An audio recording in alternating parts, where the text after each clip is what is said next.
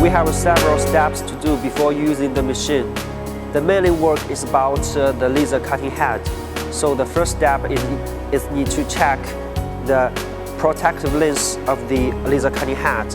We need to check 2 points. The first is about if there is any burning spots on the surface of it. If there is any burning spots on it, we need to replace it by the new one. And the second, we need to make sure it is clean. And next step, we need to check about the ceramic ring. So here you can see this is the ceramic ring. So we need to check about if it's in good condition. Here it means that we need to check it is tight or loose.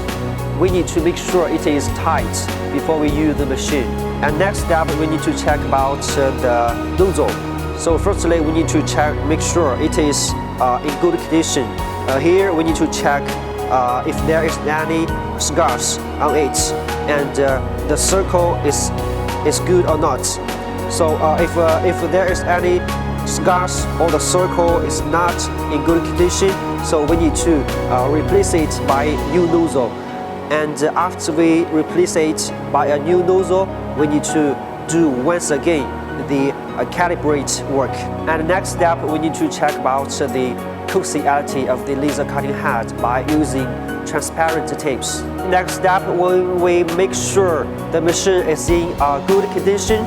So next step, we need to start the machine. After we start the machine, we need to make the laser cutting head back to the origin, and then we have to do the calibration work.